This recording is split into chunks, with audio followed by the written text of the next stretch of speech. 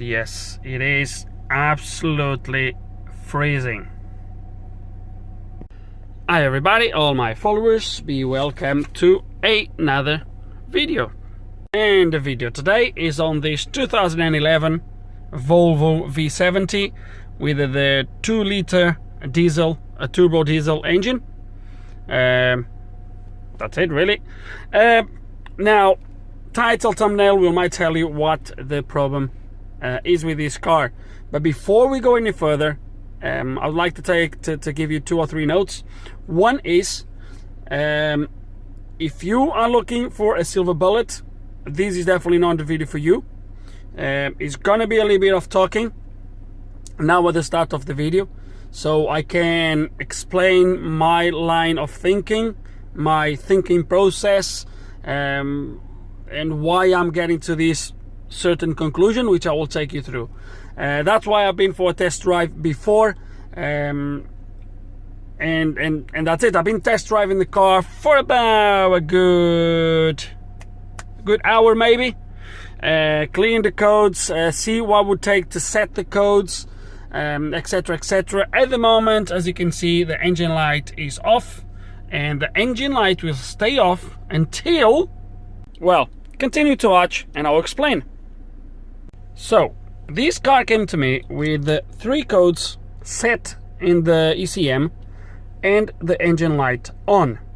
The codes set on the ECM, as I might put them on the title or on the thumbnail, they were P0049, P0236 and P1407. That was the 3 codes set on the ECM. As you can see from the description, they are all airflow related for the turbo and EGR. So the first thing I've done was clear the codes and go for a test drive. Now, when the car was dropped, I have a good information about the background of this car. This car had a new turbo. Actually, I think he had 2 sets of turbos. I think they put the first one. This is coming from another garage, by the way. So I think they put the first turbo. They continue to have problems. Don't know if it was the same faults, but they replaced the turbo again. Continue to have issues. EGR is brand new from Peberg. He's not from Volvo, but is a original, genuine Peberg EGR valve. The turbo is not original. I believe is a remanufactured turbo. I guess that's what it is. But after all of this, the car drives okay, no engine lights, apparently for about a good month, or for a few weeks until the light comes on. Now, the interesting thing is, and let me show you now, if I clear the codes, turn engine off, clear the codes, cycle the ignition, start the engine, P0236 is set pretty much straight away. Okay, that doesn't trigger a engine light, but is set pretty much straight away as soon as you start the engine. Then I go for a spirit driving, yeah, and I can set the code that you see highlighted in blue above, P0049. These 2 codes, they do not trigger the engine light to come on. So I think as you carry on driving the car, I'm not sure what the criteria is to set the EGR code, but I guess as you carry on driving, something carry on up. I don't know if it's the amount of times, if it is something on the way the owner drives the car, whatever that might be. He sets the EGR valve, and I strongly believe that the EGR valve is the code that sets the engine light. So these codes are in the ECM at the moment. Let me just show you again so you don't think I'm making these up. Turbo codes, as you're going to see, I have 2 code sets in there. There we go. So the codes, we just looked at it, and as you can see, my engine light, which lives somewhere in there, is off. Now, even with this, the car drives, I would say drives okay. It feels definitely a little bit underpowered, in my opinion. But it might be just me. It might be just me. But it drives okay. I mean, it has boost. It drives fine. It revs okay. It performs okay. I don't see really nothing really wrong with it. Other than at high revs, when you pull the car to 70, 80 miles per hour, when you get close to about 3,500 RPMs, at that sort of speed, so let's say in third gear or fourth gear, the car feels a little bit underpowered. It feels like there is no, it gets the boost a little bit too early, but it might be just me, guys. It might be just me. Anyway, I went for a drive with the car, checked live data, graphics. I put graphics for the boost, etc, etc. Everything is not too far out, if that makes sense. Now, the way I'm gonna do this, and that's why I did a little bit of homework first, and I went for a drive testing the car, etc, etc, is because when they changed all of these parts I've already told you, they haven't performed any learning or any adaptations. So I did those adaptations before I left home, but still, guys, it made no difference. The fault's still set straight away. So I guess those adaptations, I'm not gonna say they were completely unnecessary, but they definitely made no difference for the codes to set. So I've done an adaptation for the EGR. I'm not sure if they touched the throttle body, but I've adapted the throttle body, and I have adapted also the turbo, and it made no difference, as you can see. Another note is that I believe they had the entire intercooler system replaced, because the original turbo, I think, was leaking quite bad oil, and they washed everything. So all that has been done. But obviously now they got to a point where they don't really know what to do next, so they brought it to me. So let me show you something here, which is the following. And from these two codes, the code I'm going to prioritize is going to be my 236. And the reason why I'm going to prioritize this, before I continue, let me tell you something. And this is why I gave you the warning. If you are looking for silver bullets, this is not the video for you. I'm going to be talking a little bit here. I'm going to explain you. I already just repeated myself. I'm going to explain you how we get to this. So if you skip the video, if you see on the title P0236 and you skip the video to the end, and you see me doing whatever that might be, and you go, oh, I'm going to do the same, and then it doesn't work, you can have the same codes with the same symptoms caused by a different root cause, by a different problem. And that's why I think is important, and that's why I do the videos the way I do, is not just to show you this is the problem, replace this part, job done. No, I like to take you through how I get to that problem. One, so you understand how to test, but also if you follow what I'm doing halfway through, you might see something that, hold on a second, I'm getting a different result here. So maybe my issue is not going to be that, it's going to be something different. And you can move, you can change your direction and go find that actually your problem, your same code, is caused by a different problem. So I think it's important to highlight this bit. Anyway, so back to the video. The reason why I'm going to prioritize 236 is because it's a turbocharger boost sensor. Circuit A, I'm sure it's going to be only one circuit on that sensor. So it's range or performance. So range or performance. So if this sensor is not working properly, obviously you can have these faults, even if, because it tells you turbine over speed.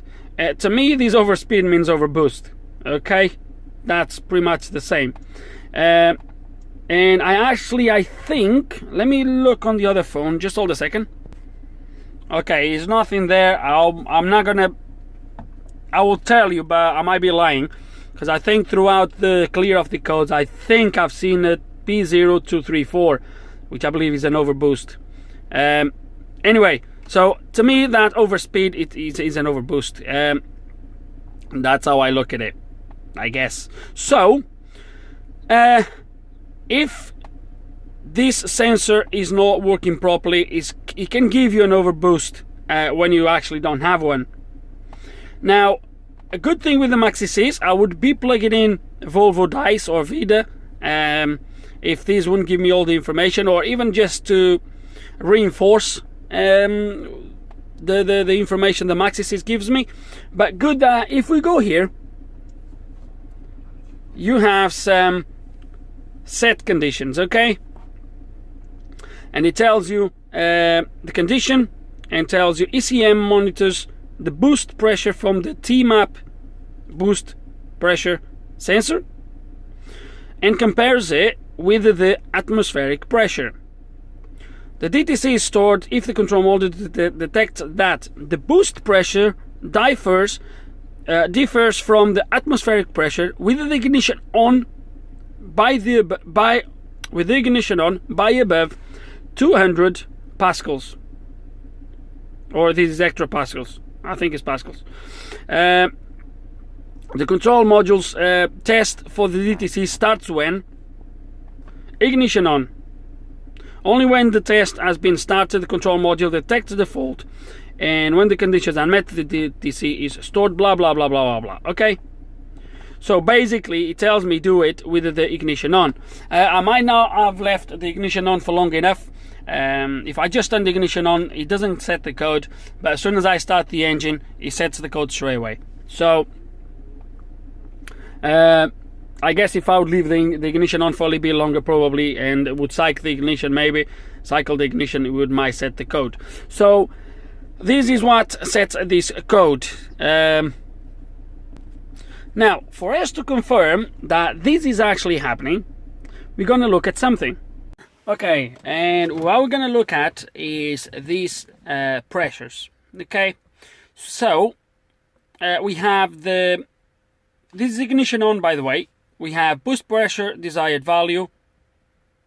We have inlet manifold pressure, which should be around atmospheric pressure. Okay, because engine is off, by the way. Just let me show you. Ignition is on. I know it doesn't look like, because the lights goes off, but so ignition is on, then in a couple seconds the engine light goes off, everything goes off. I think is a power saving, but ignition is on. So ignition on, manifold pressure we have 14.66 psis. I've changed that from hectopascals and kilopascals to psis, so we have the same readings on everything, because I can't change the other way around. So anyway, so this way is all psis.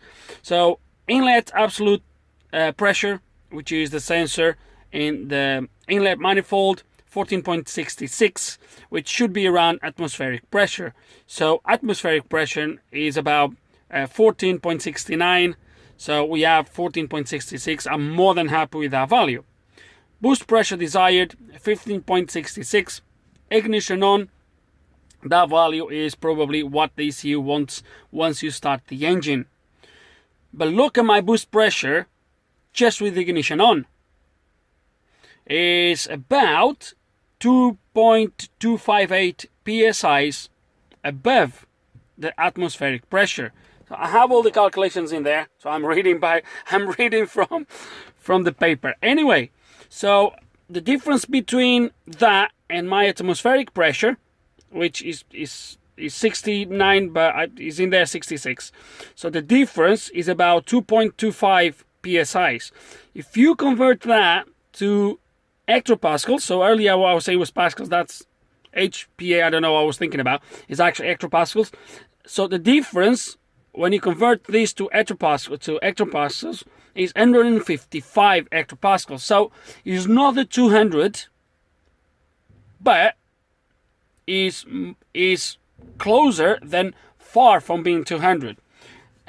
Also, on top of this, I'm not sure how accurate the Maxi-Cs is being right here, or how accurate these sensors are actually reading.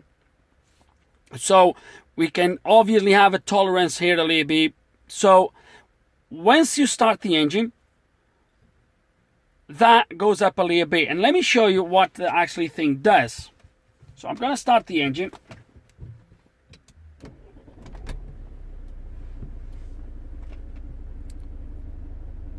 And this is what it does. So the engine is asking for 15.74. My inlet pressure there is about 15.3. So went up from the what you call it, from the atmospheric pressure, because the turbo is now spinning, etc, etc, and goes to 15.29. so not too far out. But look at that, goes to nearly 3 psis, or 1670. Sorry, it goes 2 psis above as well, which again we already established that's about 150, 155 hectopascals above what it should be. So it's like it's overreading the pressure all the time. Now, it might not be nothing, or it might be something. So what I'm going to do is I'm going to focus on that sensor.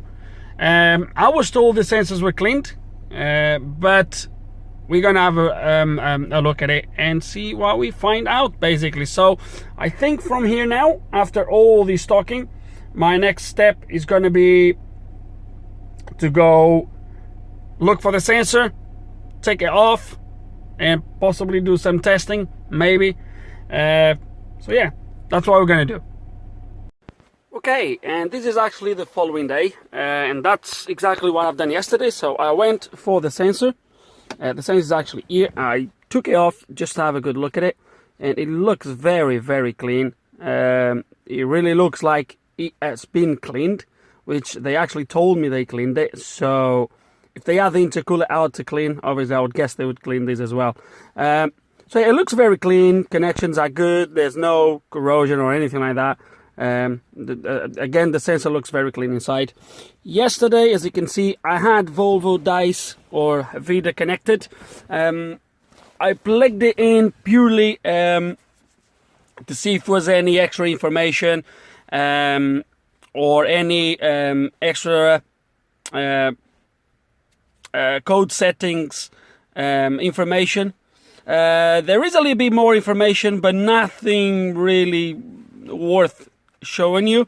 Another reason why I'm not gonna really show you dice in action, at least for now, because it's not really important. VIDA is installed completely in Portuguese on my other laptop, so to a big majority of you, I would have to kind of translate it for you as we go along, possibly. So, and as I said, it's pretty much the same as the Maxi says. Actually, when I showed you that code setting for the P0036 or P0236, whatever that is, the description is exactly the same. It's pretty much a copy of what is on VIDA. So really it makes no difference to show you in there or on a Maxi C. So we are back on the Maxi Cs. I ran out of battery yesterday on a laptop, so the laptop is on charge anyway. But yeah, so what we're going to do next, so as I said, sensor looks okay. And I've been here at the time with VIDA looking at some live data, etc. The live data matches exactly the same as the Maxi Cs. The only difference is on the turbo pressure sensor, this sensor, the Maxi C shows you in hectopascals, while the Volvo shows you everything in kilopascals, which is a little bit better because it shows you everything in the same measuring. It measures everything in the same value, while the Maxi C doesn't. But still the same. When I put them to PSIs, you've seen, so we get everything in the same unit measuring. But it's all the same. So other than that, it's same stuff. So again, it's doing exactly the same with VIDA. Obviously, the code sets as soon as I start the engine, which is a little bit weird as well, because even there tells me exactly the same as the Maxi Cs. The code sets with the ignition on, which is actually not happening for some reason. It only sets as soon as I start the engine, but it literally sets as soon as I start the engine. I start the engine, I scan the car, and the code is there. I will show you on the Maxi Cs in a minute, which start to lead me to think about something else, which is the following. What if the turbo, what if the code is the opposite? What if the turbo is actually overspooling when you start the engine and is putting too much pressure into the system? The ECU cannot decrease the pressure, and it sets that code. I don't know. Is the turbo now that is actually indeed overspooling, the sensor is reading okay, or is the sensor itself? I've been thinking about it, and I think I have a way of telling it to show what is what, which I will show you in a minute what we're going to do.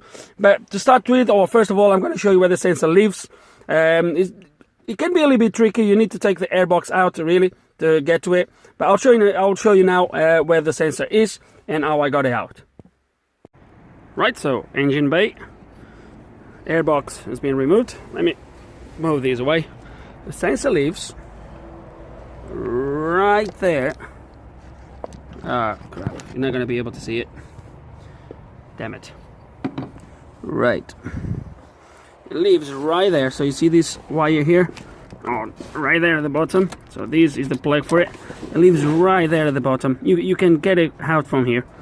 It's held by one of these screws. This one here.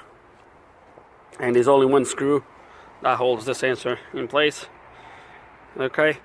So let's gonna do 2 or 3 tests just to prove one point that my sensor is actually bad, which is what I believe it is.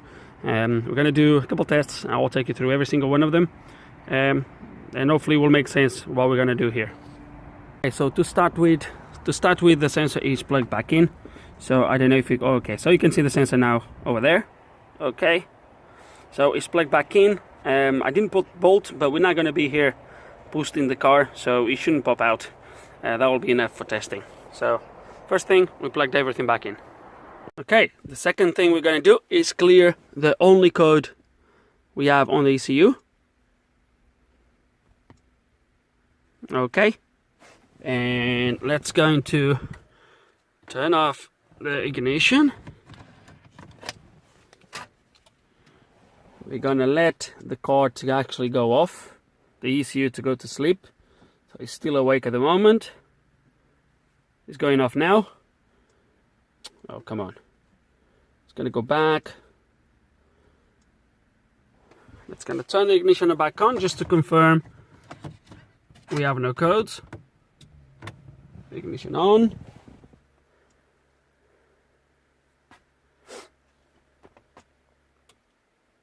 And as you can see, we have no codes. So basically, I will do it once again, just in case if it takes a little bit longer. Actually, let me cycle the ignition again, just in case if it needs 2 cycles or something along those lines.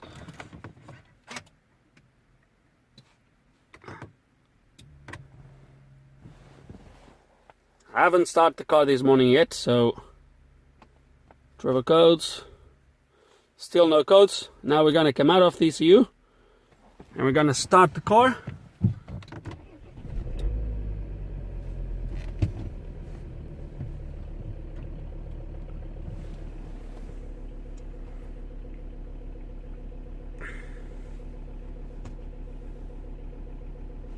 Still no codes.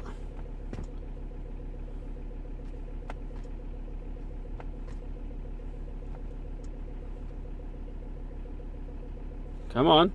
You were doing this straight away. Don't let me down now.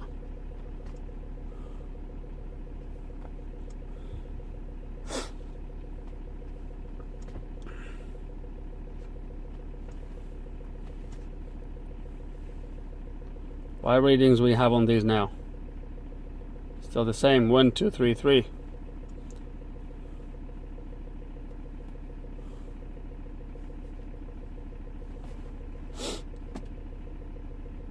6, that's correct.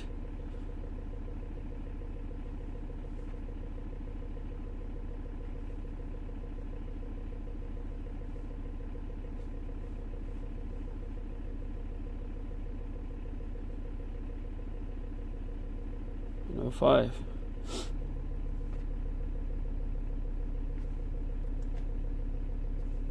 Was a change on the engine tone for some reason. Will temperature influence this? will temperature influence this problem? It's not giving any codes now.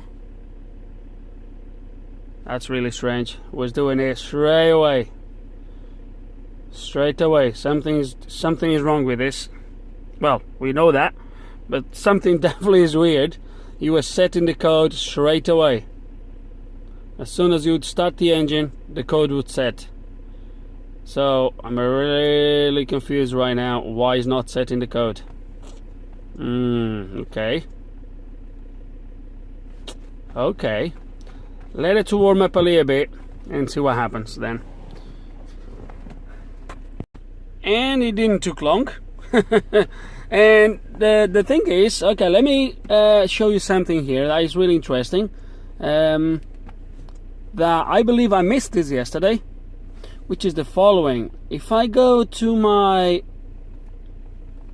had my boost pressure here, and I had my boost pressure desired value, and I had my map sensor, look at that, they are pretty much matching now. Okay, so 105, this pressure, which is basically the map sensor on the intake manifold, that's what this ECU is asking for, and this is my boost pressure. So they should all pretty much matching, special this one and that one.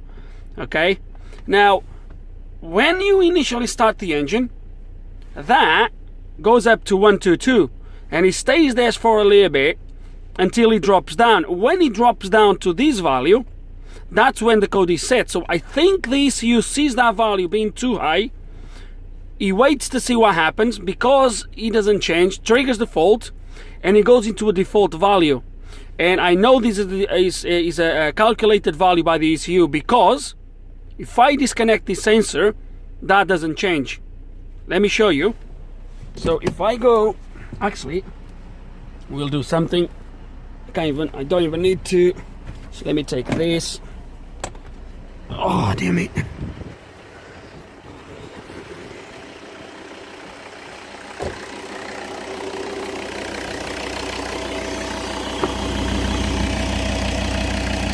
So I'm going to unplug the sensor.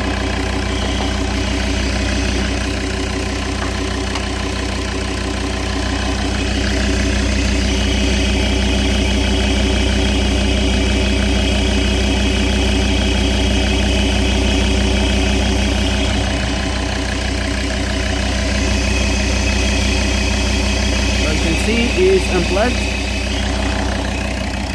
and I still have a reading. Okay, and plus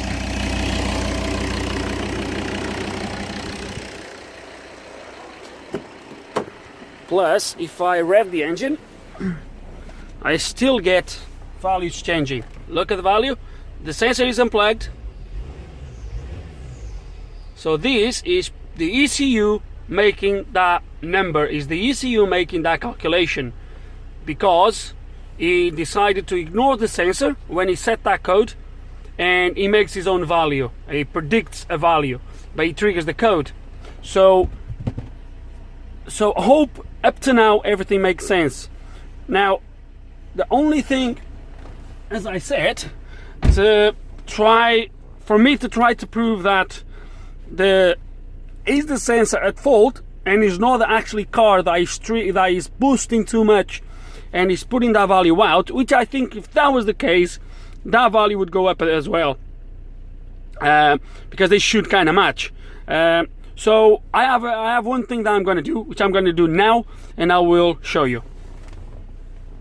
So what we're going to do, sensor is plugged in, but it's up here, so it's going to get no readings from the air system itself, and we're going to start the car.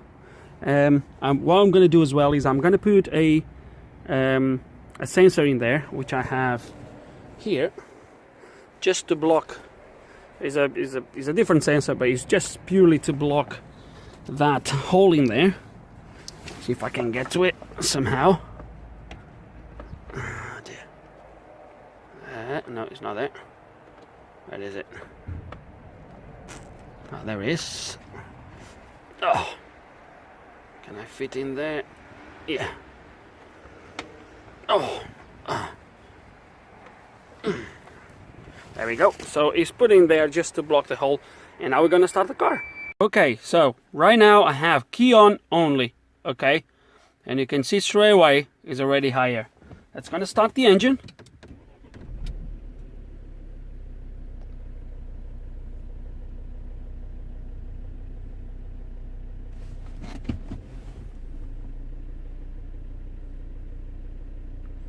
And that just stays there.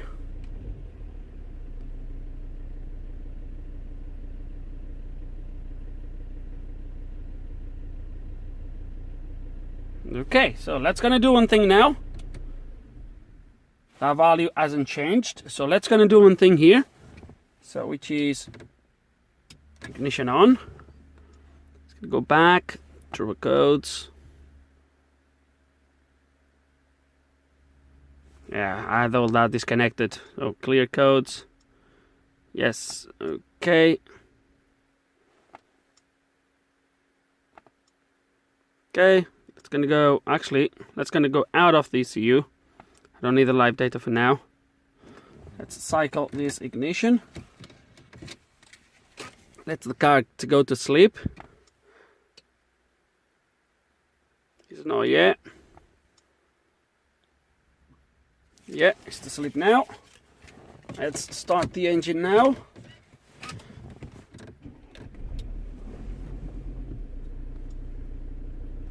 Let's go back to my engine ECU. No codes yet. Let's wait. If the code does not set now, then we might have a different issue than the sensor, but I'm not very convinced of that. So 1173, that was going up to 1200, so, or something along those lines.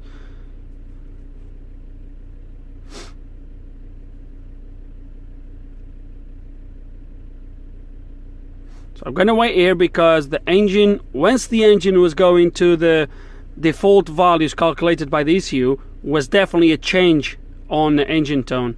So I'm gonna wait for it and see what happens. Okay, and guess what? It doesn't trigger any faults. If I don't put the sensor into the system, it doesn't trigger any codes. Car has been here now running for about 5 or 6 minutes. It would have triggered the code by now. The reading is set in there, but there's one thing here. So at this point, guys, I could say, okay, maybe my turbo is overboosting, I need to bring that down.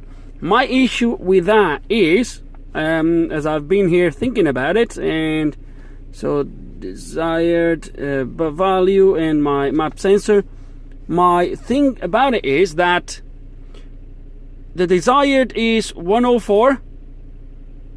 The inlet absolute max pressure is 104. Sorry, 1010 is 104. What is actually reading?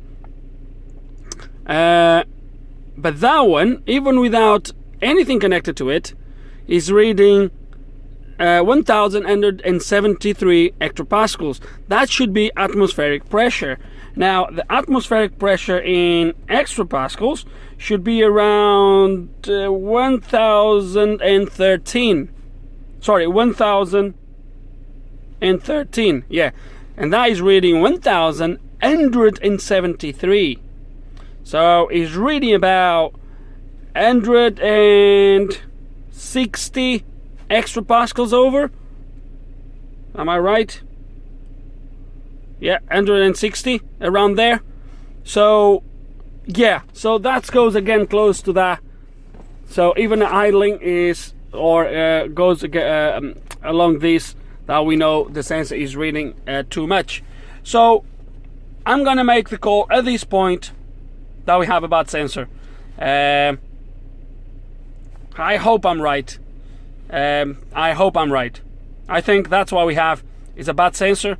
So I guess I'm gonna have it replaced, because everything points to be a sensor. So even if I was try to bring the boost, if I would try to adjust the turbo to bring the boost down, I could never reach these two values here, because the sensor, even just reading atmospheric pressure, is already reading more than that, so I could never bring it down to that.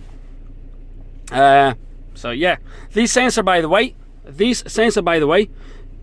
according to VIDA, should read between 800 and 3500. That's the range of reading. That's how much it can read, and it's not even coming down to that. So yeah, I think we have a sensor problem. Fingers crossed I'm making the informed decision that the sensor is bad. So we're gonna get it replaced and go from there. Okay, and 116 pounds later, not cheap. Unfortunately, I couldn't get hold of this sensor Bosch. I don't really care about the Volvo numbers in there. I care about the Bosch. I couldn't get the Bosch sensor anywhere on any of the car parts shops around here. They only had aftermarket stuff. But yeah, so the Volvo number itself has been already superseded. So this is the old sensor. The Bosch number is 0261230294. The Volvo part number is 313033974. As you can see, that part number has been superseded with 313555462. And my Bosch number, that's going to take it out of the bag. Okay, so the Bosch number is 0261230294. Is that the same? Oh, it's actually the same Bosch part number. Look at that. 0261230294. So Bosch is the same part number, but for some reason the Volvo number has changed. Although the bottom number 9GN9-12B, that remains the same, but I believe the Volvo part number is the one that says 313 blah blah blah. At least that was the part number they asked me for. Okay. Oh, nevertheless, let's gonna plug the new sensor and see what we get. Okay, new sensor is in. This is the old sensor, as you can see. So let's turn ignition on. Let's go to my live data. Actually, let me clear the codes first.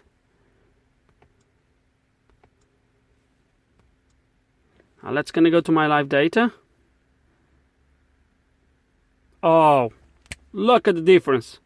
Straight away, just with ignition on. If you remember, ignition on, just with the sensor plugged in, the sensor is now in place. I haven't put the screw, but it's actually now in the hose that goes into the intercooler. But still, it should read atmospheric pressure, which is reading about 103, which is very close to be right. But if you remember the other sensor, that sensor, just ignition on, was reading 1173, somewhere around there. So this is a massive difference. Let's gonna go down to my boost desired pressure value, and let's gonna go down to my inlet manifold pressure value. Okay, let's start the engine and just let it idle, even because the bolt is not there. Okay, so where the other sensor was going up to 1220 something, look at this sensor. Right, can you see the difference? I'm sure you can.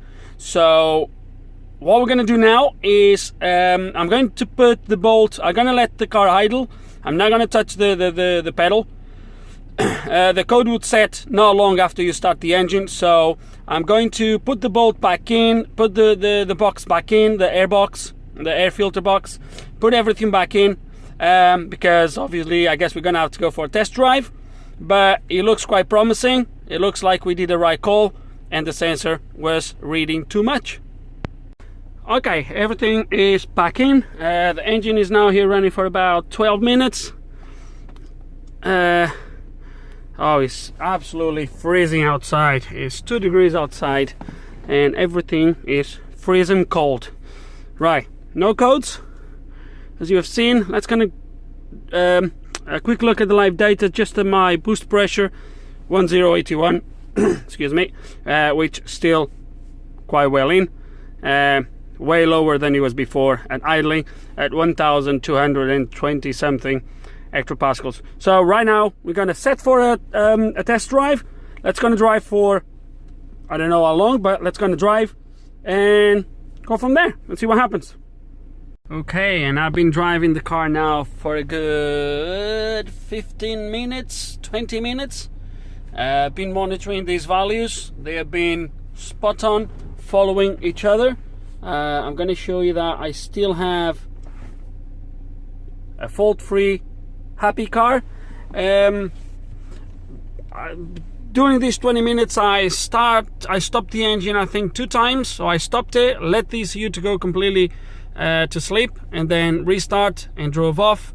I stopped it now just to have a quick look, see if there was any code set, and put the car to idle to look at my live data as I've just showed you, and everything looks pretty much spot on. I'm really happy with these values compared with how they were before. So idling as we are now, as you have seen before, the boost pressure would be reading about 1200 and something. So I think I'm gonna drive for a little bit longer, because I want to be 100% sure that this is good. Up to now I've been doing a little bit of a mixed driving, just cruising along for a few minutes, then drive like if I stole it for another couple minutes, like really redline it, not redline it, but pull it really hard, you know, to sort of mix the driving style, make sure no faults come up. And so far so good, guys. So looks like we did the right call, but let's gonna test it a little bit further, and before we conclude that we have a fix. Okay, and it looks like we are about to finish this video. Right, so far I've been driving, I'll show you on the Maxi Cs in a second, but I've been driving now, so it's 11:38 now. I think the last clip was recorded close to 11, so 40 minutes there, plus 20 minutes before, so I've been driving for an hour. This last time now I've done about 20 minutes of motorway, so I went to the motorway, then came out, and I'm now again into these back roads, which they are really good for a more aggressive driving. Again, I've stopped the car about 3 or 4 times already, let the car to go completely to sleep before I take off again, just to make sure nothing is triggered when you restart the engine. So far so good. So car's been driving perfect. For the last 20 minutes or so I haven't scanned the car, so very random, I just go on the Maxi Cs and I scan the car even while I'm driving. There was no codes so far, but for the last 20 minutes I haven't checked, so there is a little bit of I'm gonna stop here now. Okay, so let me stop right here. Wait. Okay, so let me show you, let me break this. So let me show you first that is now 11:40. So I've been driving for another 40 minutes. Let me show you that I still have, so I haven't turned off the engine yet, at least for the last 20 minutes. So turbo codes, fault free. Oh, come on. Let me get out of the ECU again, unless you guys want to look. I don't see the point really, but I will take you through so we don't miss anything. I'll leave it just through the live data. Let's kind of look at that first reading for the boost, 1092. So not even close of the 1200 that was doing initially. So let's kind of come out of the ECU again. Let me turn the ECU. Let me turn the car off while I do a little bit of talking. So guys, I've been literally driving as if I stole the car.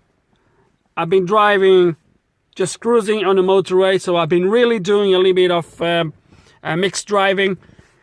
I couldn't trigger the faults to come up. So as you have seen before, the 0236 for the sensor itself would come up pretty much as soon as I would start the engine. It was coming up a little bit quicker yesterday. This morning was the first time I started the car, so it could be that temperature would have a little bit of influence, I guess. Maybe the car ignores some values during the cold start. I don't know. There's a lot of information that I don't have, but I've triggered the code in the morning, as you've seen as well. I just had to leave the car running for a little bit longer, but that code would come up straight away. The overboost code, which I can't remember the P code now, that would come as soon as I would drive the car a little bit more aggressively, like I've been doing this morning. So that code would set. I never managed to set the EGR code, the one I've showed you at the start of the video.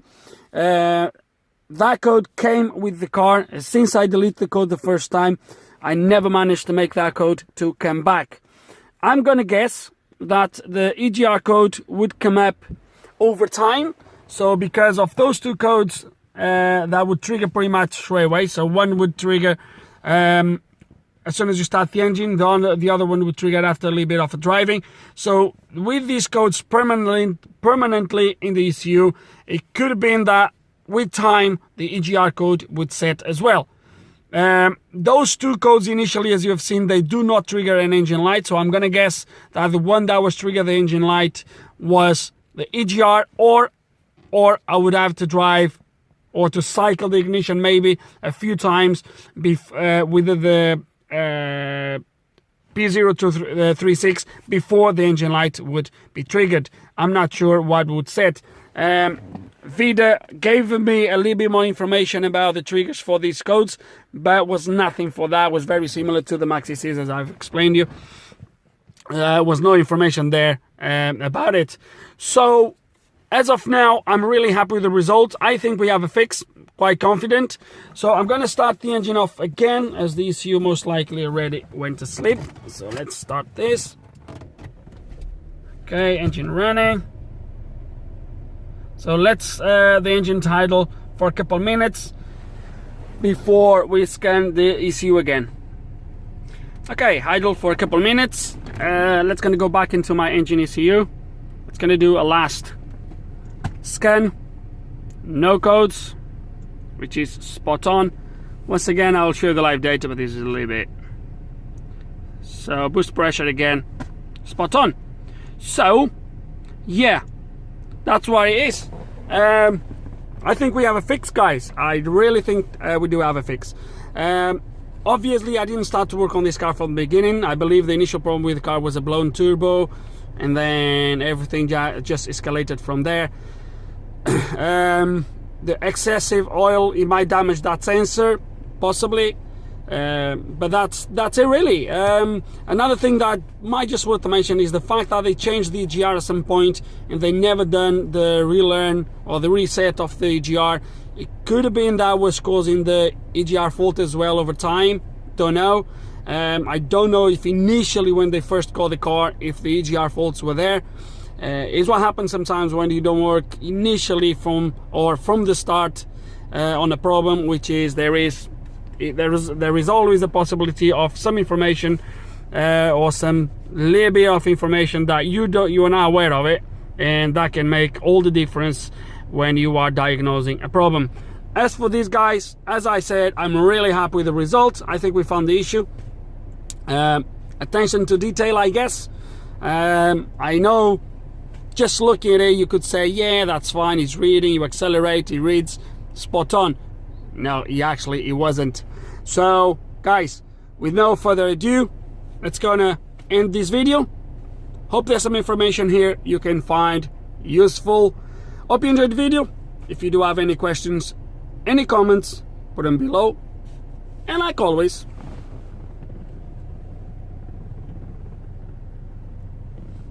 thanks for watching.